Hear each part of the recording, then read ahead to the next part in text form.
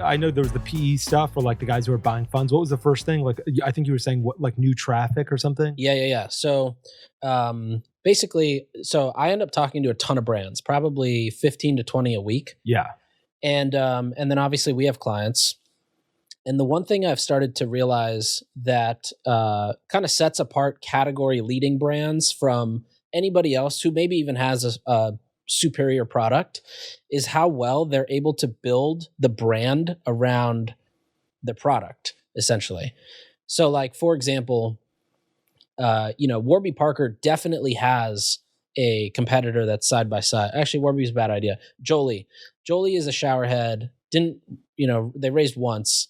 And then, so I'm saying that because now money is not an issue, which Warby Parker had a ton of. But Jolie is and will probably continue to be that category leader because of how good they've built the brand and the aesthetic around the product that they're selling. And like the content, the positioning, the people they seed product to. Yeah. And I've just come to realize, there's a clothing brand that we work with, and that's where this stemmed from. Was they were saying, how do we just grow this thing? Like, we have another brand that's done extremely well, but how come this one isn't doing the same results as that? And that's $100 million brand.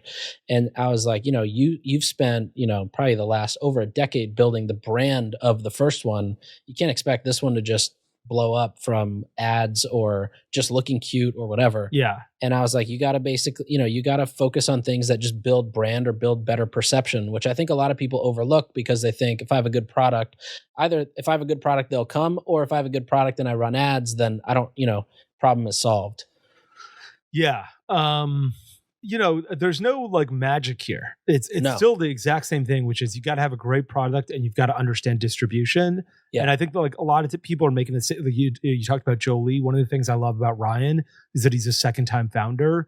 First-time founders are always like, my product is perfect. Everything else, you talk to a bunch of brands. I don't talk to nearly as many brands as you do, but I still get a ton of pitches. Right. And people will be like, what separates my brand is founder story and mission. And I'm like, that's not separation. Yeah.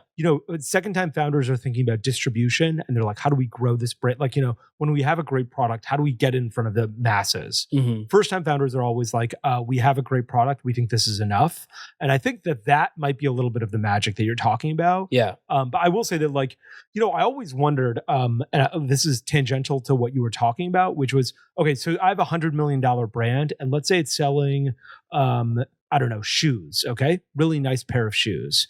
Should I also create my own knockoff and start selling a $60 pair of shoes that may not be as good, but that looks okay, so that when people are like, you know what, I can't get the $100 brand, but I can afford the $60 brand, and that might make sense. Like, I always think about this in the case of what's a good example? A good example would be, I'm going to use one called, Stanley. You know how Stanley has that thermos? How much does that thermos sell for? Oh my God. $40, $50 or something like that, right? Like that huge thermos. Yep. How many people are like, I want this thermos, but I don't want to spend $40 or $50. Yeah. Maybe I want to spend $20. Should Stanley knock off their own product and sell a generic version to capture the lower end of the market? Or is that crazy?